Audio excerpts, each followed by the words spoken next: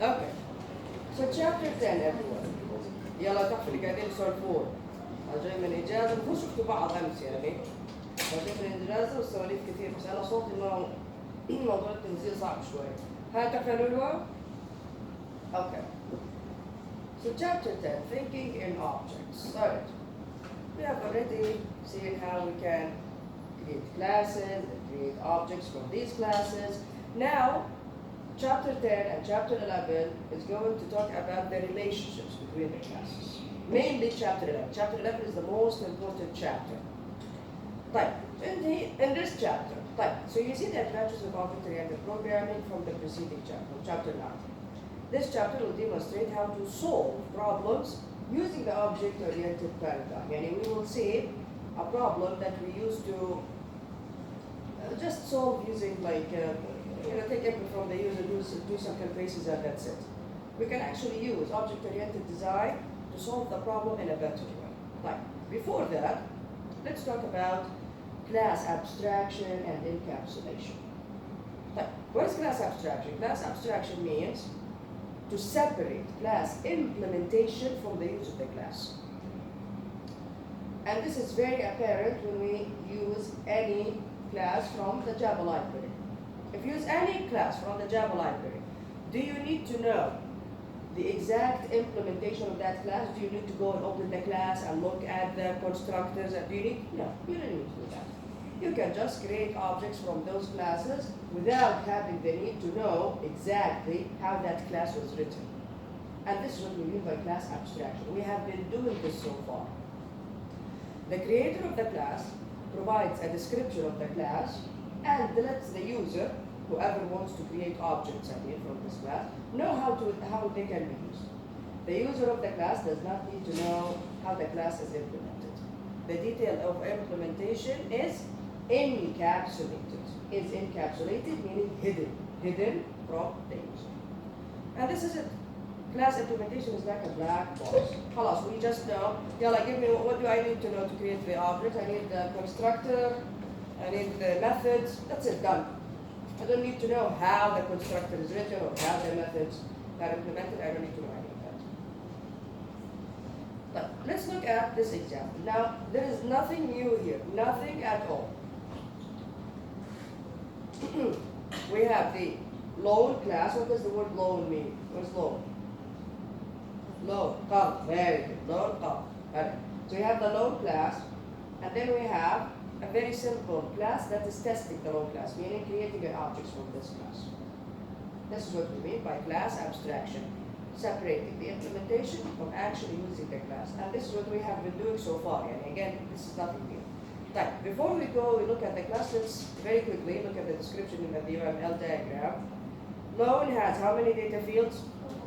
4. All of them are, what is this minus sign? Private, very good, very good. So I have annual letter state double, number of years int, loan amount double, and loan date is the date object from the Java library. This is the annual letter state of the loan. Default is 2.5, the user doesn't specify it. Number of years, default is 1, loan amount, default is 1,000. The date this loan was created. Then I have, what do we call this? Plus means public, but what is this? Constructor, very good. So I have two constructors here. One that does not receive anything, constructs a default loan object. From the description here, I can understand the default loan object means the interest rate is 2.5, the number of years for the loan is 1, and the amount itself is 1,000. Or the user, of course, can specify all of these information. Then I have accessor and mutator methods. Again, nothing is new here. Get and set methods. Get the annual interest rate, get the number of years, get the loan amount, get the loan date. Mutator methods, set methods, this changes all of that. Set annual interest rate, set number of years, set loan amount. And then we have two more methods that actually calculate something. What do they calculate? One calculates the monthly payment, get monthly payment, and one calculates the total payment. I know this is for class. But let's look at the implementation of the class, and also let's look at how we just created objects, nothing really is fancy here. So this is loan, and there we go again. The data fields, one of them is a date, is a date, data field. This is the no argument constructor. Remember this? What does this do? What does it do? What does this do? In this case here, what's happening here? It sets the values. No, it's not setting the values. It's calling the other constructor.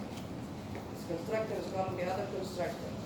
So this, and then the default values, this will go, this will call the other constructor, the constructor that actually receives a double and then an end and then another double. There we go.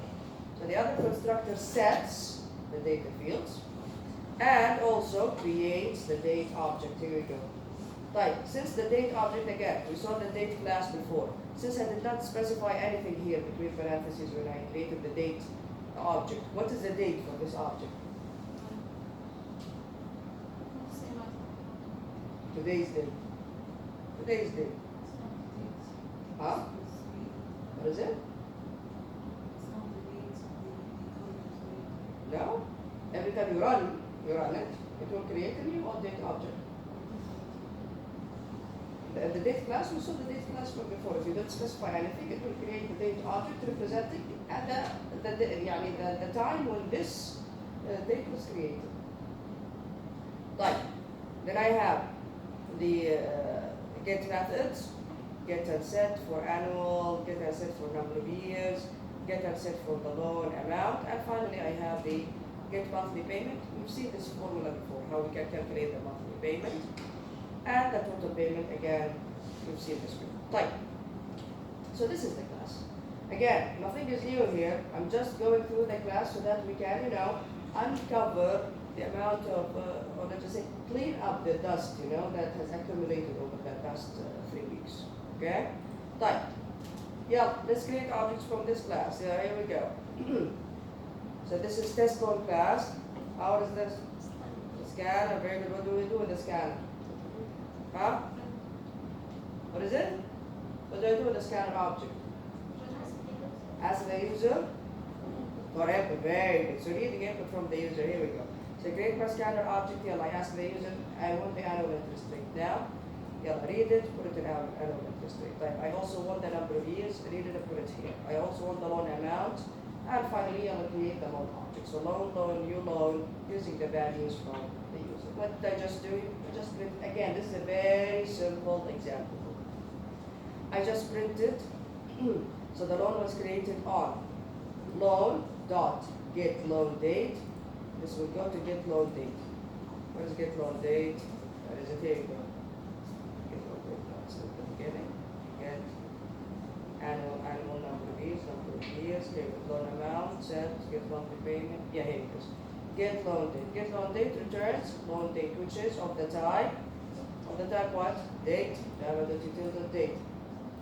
Dot toString. Remember this? Remember the toString method? We talked about this before. The date class, and as well as many classes in the Java library, has a toString method. What does this do? Returns a string representation of the date in this case. So this returns a string representing the date. Type was created on this. The monthly payment is, here we go, get monthly payment. And finally, the total payment is get total payment. Questions? Questions, everyone? Now, since we have refreshed our minds using this example, let's learn something new. So chapters 1 to 8 introduced fundamental programming before object-oriented programming. These chapters introduce fundamental programming techniques for problem solving using loops, methods, arrays. We will still use these techniques in addition to object-oriented programming. So in combination, both together. The studies of these techniques lay a solid foundation for object-oriented programming. Classes provide more flexibility and modularity for building reusable software. Yes, if you only use loops and methods and arrays, everything that we have learned before object-oriented programming, it is difficult to reuse the code. Because again, the scenarios are different, the projects are different. However, when you create classes, yes, you can use the classes in multiple projects. You use classes in multiple ways. Right, so this section improves the solution for a problem introduced in chapter 3 using an object-oriented approach. What is this problem? Remember calculating the BMI? Remember? Very simple problem, very simple. I asked the user height, what was it? Height and weight, right? And then there is a formula to calculate the BMI, and then based on that number, I tell them normal, overweight, etc. Now, how can I improve this? From the improvements, you will gain the insight of the differences between the procedural programming, this is before object-oriented, and object-oriented programming, and see the benefits of developing reusable code using objects and classes. Instead of every time the user asks for the BMI for a certain person, instead of asking them for the values, you can create a class named BMI, and then create an object of the BMI class for each person. For each person you want to know the BMI of. And this is a very simple example. Look at this. BMI has 4 private, again, this is simple. You can make it even more sophisticated. Has 4 private data fields to represent a certain person. Name, age, weight, and height. Every time you want to know the BMI of a certain person, create an object with all of their details. Name is a string, age is an int, weight and height. But then I have the constructor. Again, this is a simple example. Simple example. You can make this more sophisticated. I have a constructor that takes, name, age, weight, and height. And then another constructor that takes name, weight, and height. Meaning the age that has a default value of 20. Maybe most of the people who are using this program are 20 years old. Whatever. Again, this is just a very simple example. Then, what do I need? I need to calculate the BMI. So here we go. I have a method for that, get BMI. And I also need the status, overweight, weight, etc. And then I also need another method to do that. Okay? Of course, now this UML diagram is very simple. But it says here, the get methods for these data fields are provided, but omitted in the UML diagram for brevity. Okay, just to make the UML diagram not too long. But there are get methods for all of these. Okay? Fine. Now, every time the user wants to calculate the BMI for a certain person, you have all of their information in that object. All every time. Now, you can take these objects and then store them in an array, store them in a file, store them in a database, process them again, maybe you need them in another. Again, you can think of this as being a very small part of a huge system. So you have the object that has all of the needed details. And then you can use it however you want. Instead of asking the user, what was the weight again? What was the height again? Which person is this? And maybe the user makes a mistake. You save it in an object and you're done. But let's look at the class. The class is very simple. Here it is. So this is BMI. The name, the age, the weight, and height. Then I have, again, because our book, of course, is American, so the weight is in pounds, and then the height is in inches. Okay? But to calculate the BMI, the weight needs to be in kilograms, and the height needs to be in meters. Yeah? If you remember this from the examples that we have seen before. And that's why we have this, kilograms per pound, so that they can convert between pounds and kilograms, and meters per inch, so that they convert between inches and meters. This doesn't matter if you use kilograms and meters. Fine. This is one of the constructors, so we go, sets the values, and then the other constructors call the previous one. Then I have get BMI. Get BMI uses the same formula to calculate the BMI, which is the weight over the height square. It was like that, weight over height square, what was it? But here we rounded it as well. You can round it or so that the number becomes smaller, or you can keep it as is and then format it for the user. Again, this is only an example. Get status, here we go. To know the status, I need the BMI, so that's why double BMI, get BMI, so that the BMI is calculated, and based on this number, I can say whether it's underweight, whether the status is underweight, normal, overweight, or obese. Finally, we have the get methods for the rest of the data fields, name, age, and weight and Questions here? Questions? طيب. Now, let's look at how we can, again, this is a simple example. There you go, very simple, very simple. You didn't even ask the user for anything. You can always ask the user for all of these details, or you can read them from a database, or whatever. I just created an object, BMI1, new BMI, these are the names. So John Doe, this is age 18. What is this? I think, oh yeah. This is the height no, the weight in pounds, 145, and then the height in inches, 7 inches. The BMI for BMI1.get name, John Doe, is calculate the BMI and then get the status. BMI2, we go new BMI. The name here is Peter K. I did not specify the age. By default, the age is what? 20, very well.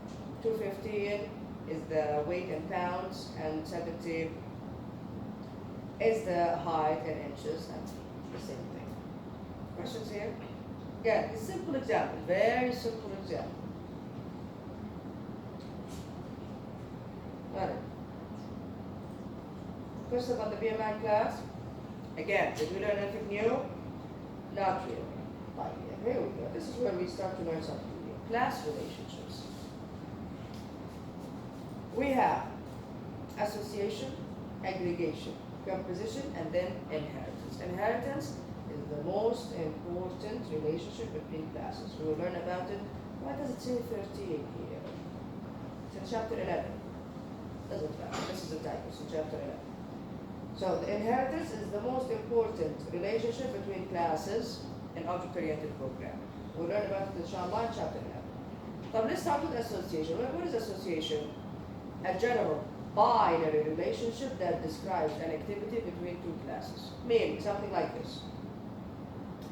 A student takes a course, correct? That's the relationship between student and course. Now, you will learn more about this diagram here, inshallah, in database. You will actually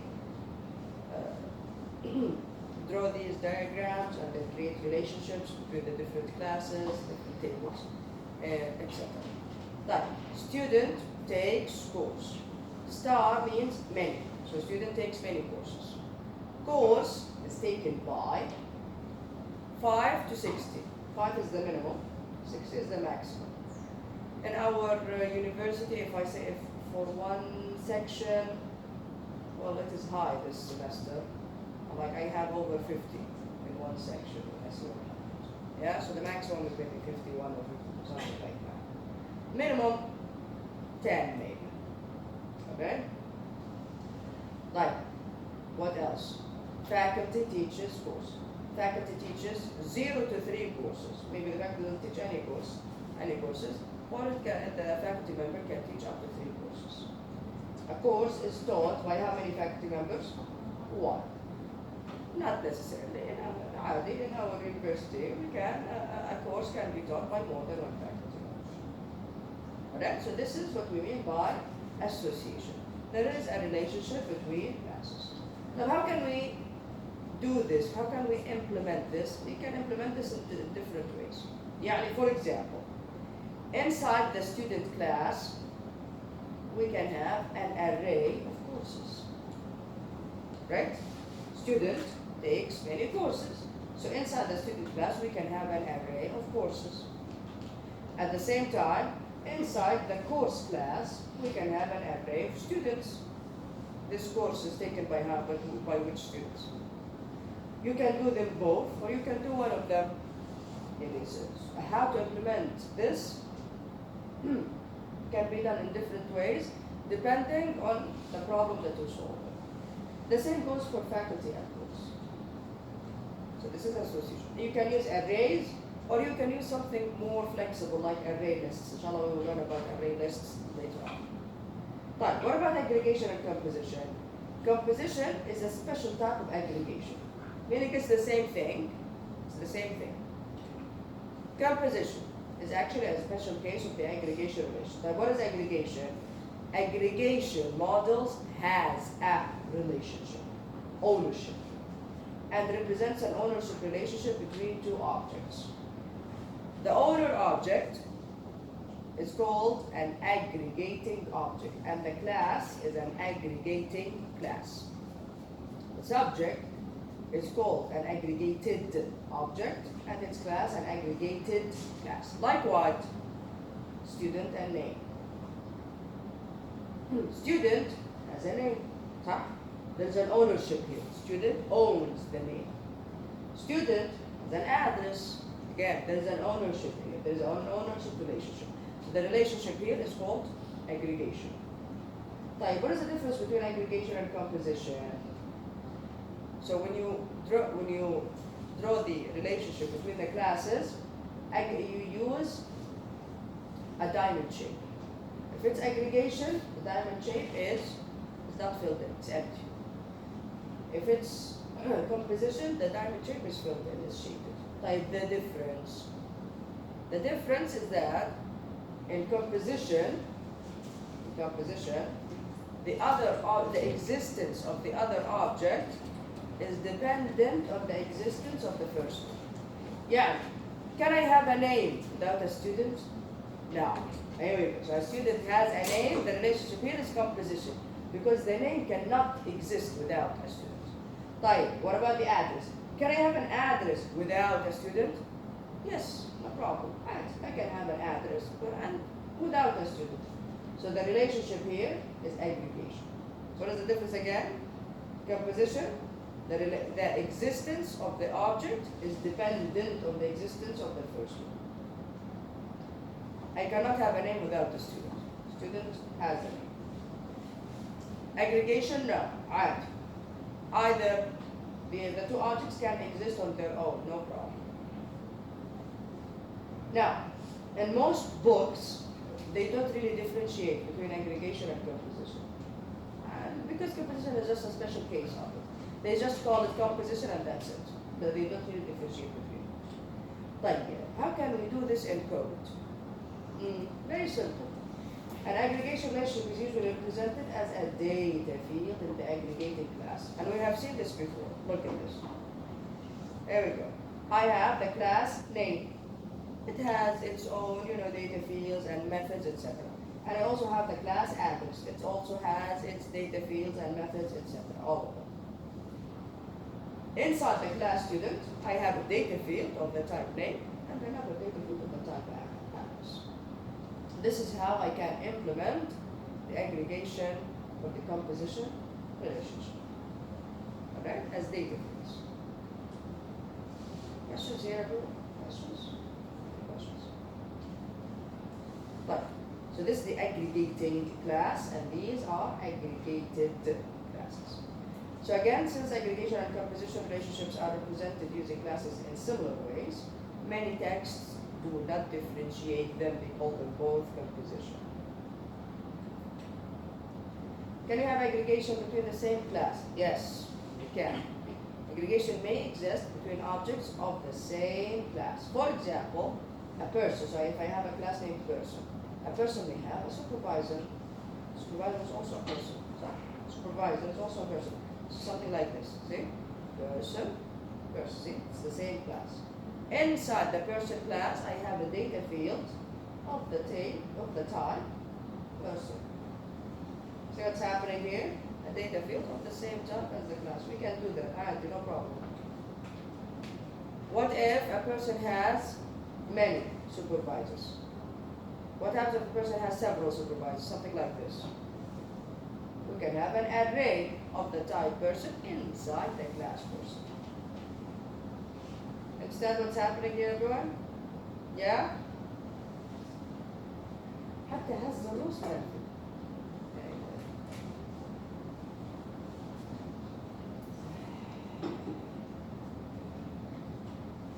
طيب, let's look at the course class. The course class, again, another simple example. Course has how many data fields? 3. Course name. What is this? Array of what?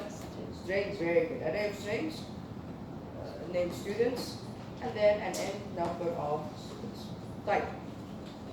Now, this will be a much better example if instead of an array of strings for students, We actually have an array of students.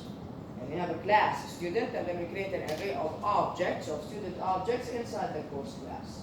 Much, much better example. But here it's simpler. Type. I have one constructor here. It only takes the name of the course.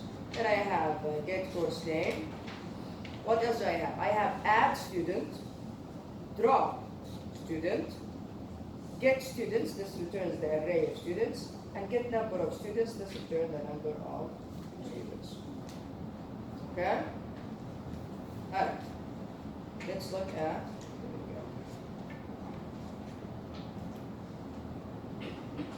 edits. Let's look at course and then test course. Good. Simple. Good. Type. So this is the course class. Again, I have the name, an array of strings to represent the students. Again, this is not a good idea. From the get-go, I create the array and I have how many? 100. Very good. 100 slots, 100 positions. Then I have number of students. Now, if you remember, before I get to see, this is add student, and then when is drop student? Drop student is at the end. Type. How can I add the new students and drop new students when I have an array? Can I change the size of an array? No. Remember this? I cannot, in Java, I cannot change the size of an array. Once it's created, it's fixed. That's why I have number of students. What's happening here exactly? I create an array with the maximum number of students. So a course can be taught to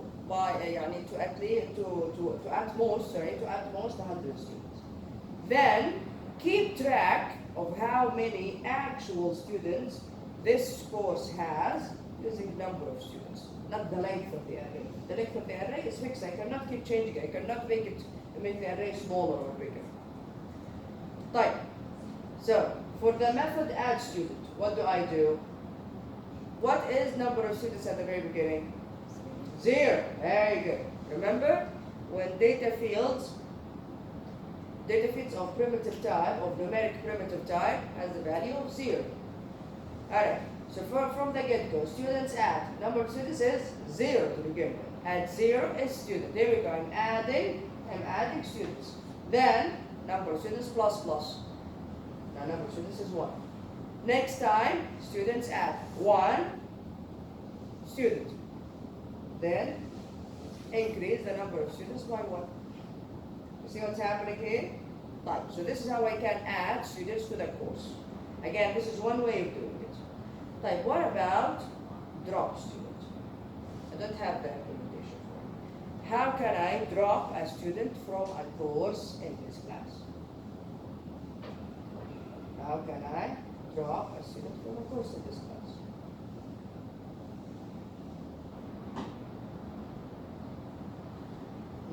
Again, I have this array and I have number of students. How can I drop a student? Go ahead. Fine. Now, yes, we will definitely decrease the number of students by 1. Okay. Now, what about removing the student from the array? I can't just decrease the number. The array also has the name of the student there. So you will have an empty position, an empty slot in the middle of the array. What do you think? If the student is in the middle, how am I going to remove it? What should I do? Yeah.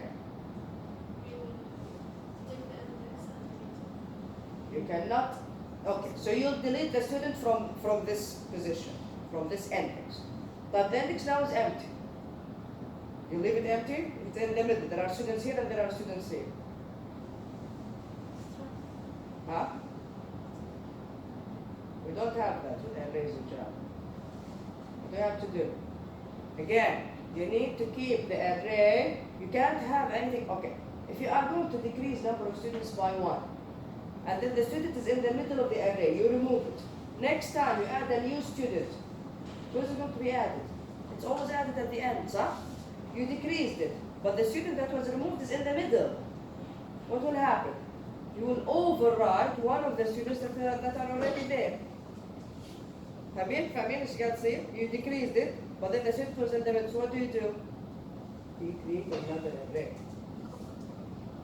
You create another array. Create another array, again with the same size, 100. Then go through this array, students array. Go through it. Check. Is it the student? No. Okay, take it. Copy it. Is it this one? No. Copy it. If it's this one? No. Copy it. Is it this one? Yes. Skip it.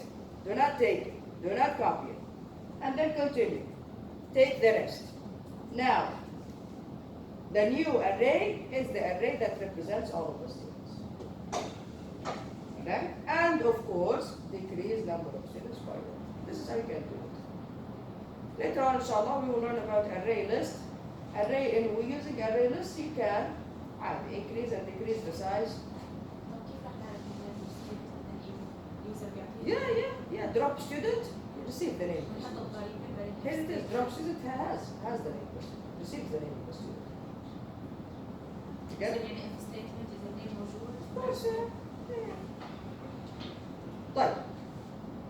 But let's look at the class where we created the objects. Yeah. Here we go. Course 1, course, new course. This is data structures.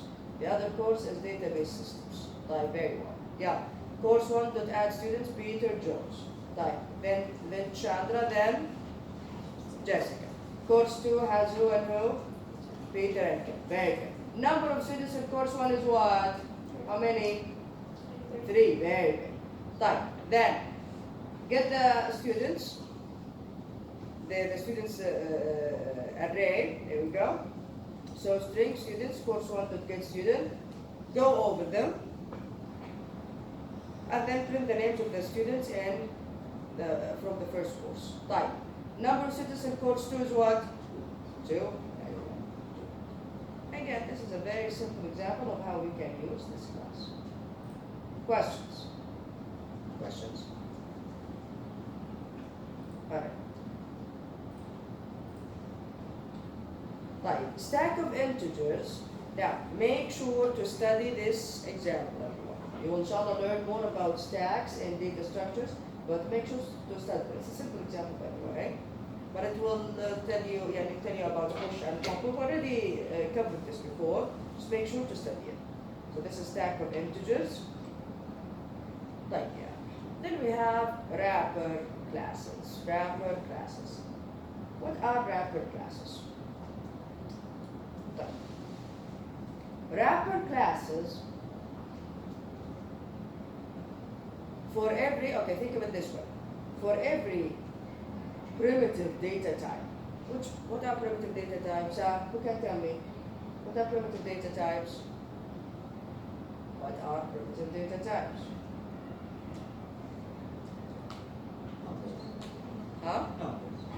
Numbers. Primitive data types. What do you mean by numbers? Integer is not a type. Int is a type. Okay? So int is a type. Float is a type. Anything else? Double. So I have the float and double for real numbers. And then long, short, int, and byte for integers. And then we have Boolean. String is not a primitive data type. Finally, where Boolean?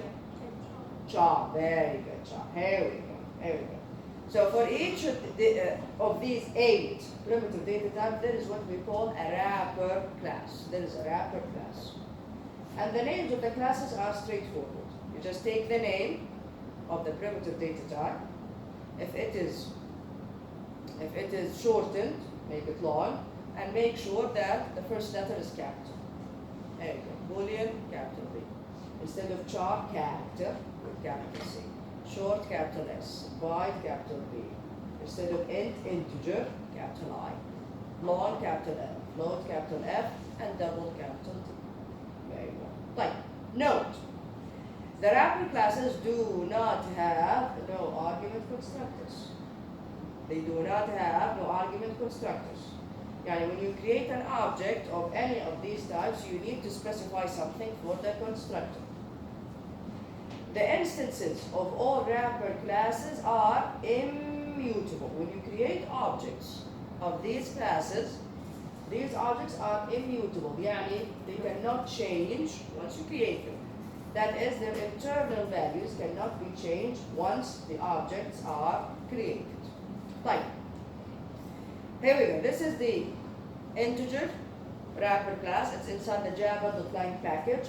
I told you this from before. Anything inside the java.lang package is imported by default. You don't need to import anything from the java.lang package.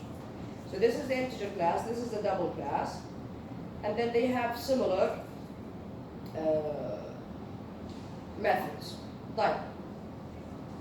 Okay, so we have value here of the type int, value here of the type double. Then it has max value and min value. What is the maximum value that this object can hold? What is the minimum value? The same goes for double. Then here we go. These are the constructors. The constructor can take either an int value or a string, and the same goes for double. Double can take either a double value or a string. Then I have byte value, short value, int value. These will return the byte value of this object, the short value of this, the int value of this object. Long, float, double. And for example, if I say something like integer, number, assignment operator, new integer, between parentheses I say 4. 4. There we go. I created an integer object. What is the value for this integer object? 4. The int value 4. Type. Then I say number dot double value. What will happen? This will return the double value of this object, which is 4.0. There you go. Here we go. And the same goes for double. Type. Then I have to compare to takes an integer object and returns an int value. Remember how compare to works? It either returns 0, a positive number, or a negative number, depending on which is greater. Whether they are equal to each other, this is 0. Greater than, the number will be positive. Less than, the number will be negative. To string, returns a string representation of the object type. Then I have these methods. These methods are underlined, meaning they are public and plus. Underline, static, excellent, excellent. So meaning, you don't need to create an object to call them. You don't need to create an object. You can call them with the class name straight away.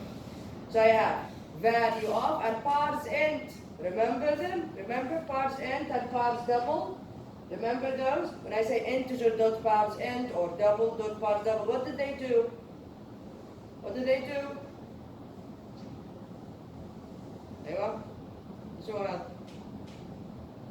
What do they do? They take a string and they convert it to an int. Remember that? Integer dot parse int, it takes a string and then it returns the int value. Of course, if the string is valid, if the string is valid, it returns the int value, the int value of the string. The same goes for parse double.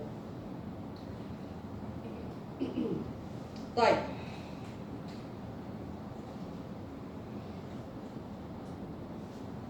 Now, we've already looked at the UML diagrams. Let's dive in. Type constructors, the class constants, max value, min value, and then the convergent methods. Numeric wrapper class constructors. You can construct a wrapper object either from a primitive data type value or from a string, just like I showed you here in the constructors. They can take either, if it's integer, it will take an int, if it's double, it will take a double, or a string. Representing the numeric value. The constructors for integer and double are, here we go, public and int value, string value, double value, string value. Each numerical wrapper class has the constants max value and min value. Max value represents the maximum value of the corresponding primitive data type. Remember the table where it tells you this type can represent from this number to this number? Here we go. These are min and max values. For byte, short, integer, and long, min value represents the minimum byte, short, int, and long values. For float and double, min value represent the minimum positive float and double values. The following statements display the maximum integer. Here we go. See, this is the maximum integer, the minimum positive float, and the maximum double floating point number. Here it is. Type. Each numeric wrapper class implements the abstract methods. Abstract. We'll talk about abstract inshallah in chapter 15. Double value, float value, int value, long value, and short value. What do? They are defined in the number class. We'll talk about that later on inshallah. These methods convert objects into primitive type values. Look at this. Again, from here. Here it is. Byte value, short value, int value. What do? They return the byte value of this object, the short value of this object, the int value of this object. Like, what about value of? Again, static method. Here it is. This is value of. It's here and here. It's in every class. Here we go. Value of. What does it do? If you see here, it takes a string. See? It takes a string. Returns an integer. Here, it takes a string. Returns a double. Value of. The numeric wrapper classes have a useful class method value of. It takes a string. This method creates a new object initialized to the value represented by the specified string. Something like this. You can create, say, double object of the type double, then you say double dot value of, see, because it's a static method, dot value of the string 12.4. What will happen? This method will return an object of the type double. When I say double with a capital D, it's very different from double with a small d. Okay, everyone? I'm talking about objects here. So it returns an object of the type double that has which value? 12.4. Here, integer object of the type integer is integer dot value of the string 12. This will return an object of the type integer that has which value? 12. Very good. Parsing. We talked about the parsing methods before. Methods for parsing strings into numbers. You have used the parse int method in the integer class to parse a numeric string into an int value, and the parse double method in the double class to parse a numeric string into a double value. Each numeric wrapper class has two overloaded parsing methods to parse a numeric string into an appropriate numeric value. طيب. Automatic conversion now between primitive types and wrapper class type. No one asked, by the way, so far, يعني why do we even have these classes? طيب عندنا int to double صح؟ كلهم موجودين. int to double, byte to short, all of them, long, boolean, كلهم موجودين. طيب why do we have these classes in the Java library? Later on we'll answer this question. Now, Java actually allows something what we call boxing and unboxing. What is boxing and unboxing? Automatic conversion between primitive types and the wrapper class types. Java automatically converts between integer, the object, and int, the primitive data type. Or double the object and double the primitive data. Java does it for you. Don't even need to do that. And something like this. Look at this. This was from the JDK a long time ago. So this JDK allows primitive type and wrapper classes to be converted automatically. For example, look at this. Int array of the type integer the object, yeah? Here we go. I have a new integer with the value 2, new integer with the value 4, and new integer with the value 3. I can write this way. Int array of the type of the object integer, and I say 2, 4, 3. على طول. 2, 4, 3 are what? Which type? Int. And what does Java do? Automatically converts them into integer for you. Okay?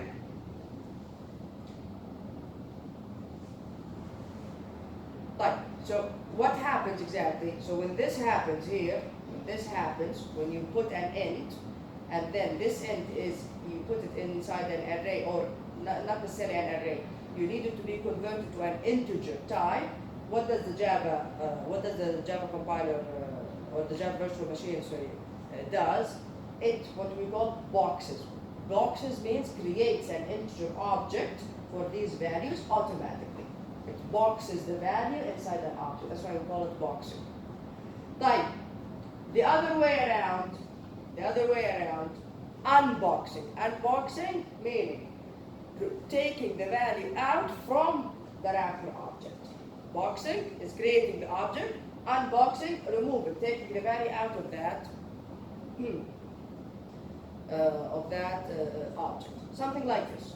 So you created the array. Then you set something like system.out.println, yalla. Int array at 0. What is int array at 0? Integer object. It's an object. It's an object.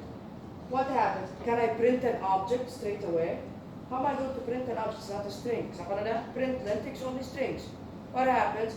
Java unboxes the object, removes the value from inside the object, and println will convert it to a string straight away. Okay? So there we go. Int array at 0, int array at 1, int array at 2. What happens? Unboxing here. Unboxing. The Java virtual machine does the unboxing for you without the need to actually do any type of casting. Right. The other question again, back to that question. Why do we have wrapper classes? Why do we have classes for all primitive data types? Because, and this is the most important reason, a lot of methods in the Java library deal with objects only. That's it. A lot of them. Like since these methods deal with objects, they do not accept primitive data types. That's why we have these classes. So if you have an int value and then you need to use a method from the Java library, but this method only accepts objects, it doesn't deal with primitive data types, okay, I think we have an integer or double or whatever it is that you need.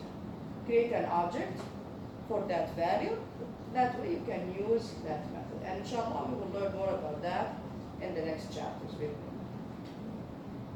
Big integer and big decimal. I'm not sure if it is your section or the other section, but someone told me before, what if I have a number that is an integer that is bigger than this one?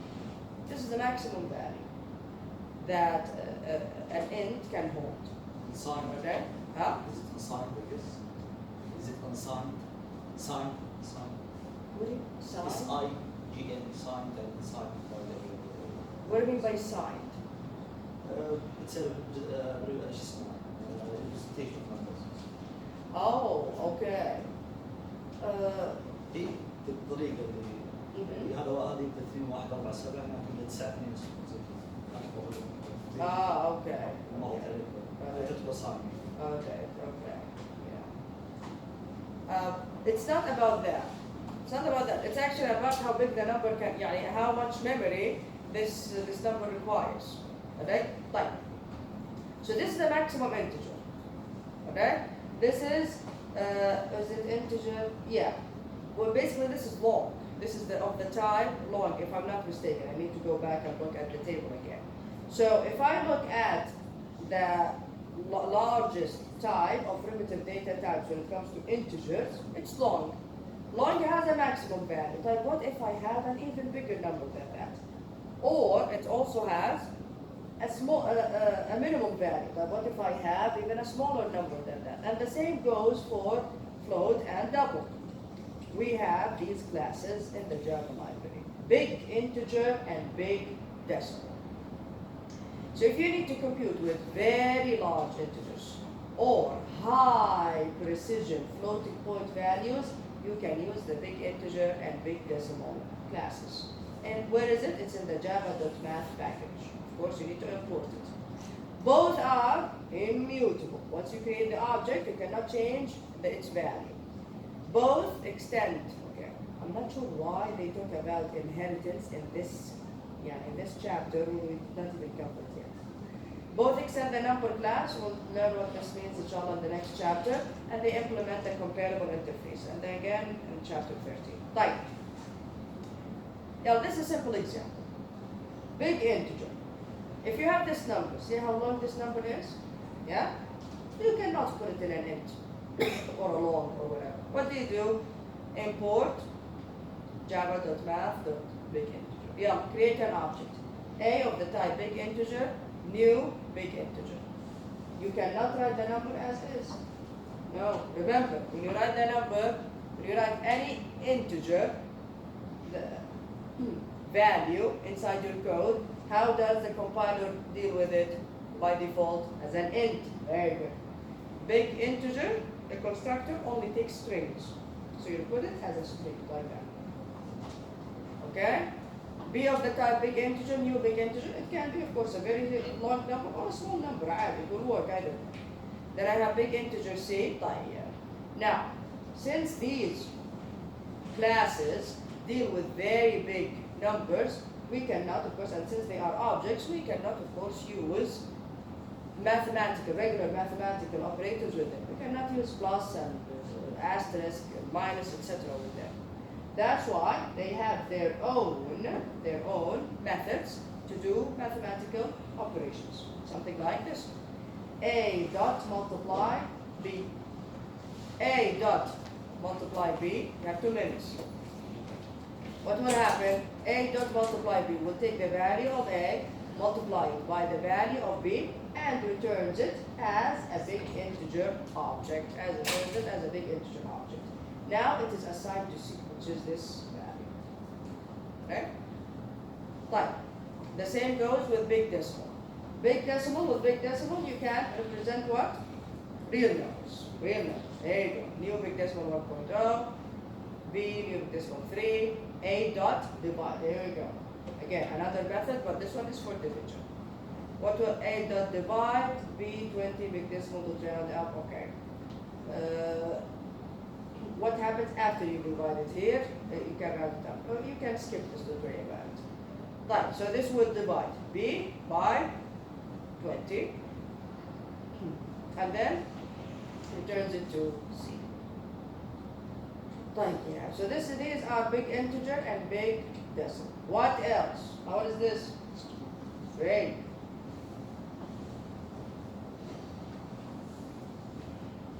I'm thinking of leaving this for you, just letting you know. Strings. Shaika. Like, we've used strings so much here that this is so like constructing a string. Here we go. How can I create a string? Yes? How can I create a string? What do I put? String. Then the variable name, then here we go. This is a string. Or you can say something like this. String, message, new string. Again, string is a class in the Java library. New string, and then between parentheses you put the string name. Or we can do something like this. What is the value in this case? No, not an empty string. Yes. Type. Now we'll do all of these. Containing string length, concatenation, substrings, comparisons, conversion, finding a character, conversion, type. Let's see. So this is constructing a string. Since strings are used frequently, Java provides a shorthand initializer for creating a string. Everyone uses this method instead of actually using the new operator. But again, why do we emphasize this with strings? To tell you that a string is just a class, just like any other class in the Java library. Okay? So you use this method or this method, it's the same thing. Strings are immutable. Meaning, once you create a string, can you actually change the value here? Can you change the contents of the string? You cannot. So a string object is immutable, its contents cannot be changed. Does the following code change? Here we go. If I say something like string S is string Java, then I say S is the string HTML. Did I actually change it? No, I did not. I created another string, HTML, and I assigned it to S. But Java did not change. Java now is lost in memory. That's it. طيب. Okay, this is exactly what we just said here. There we go. We create S, Java.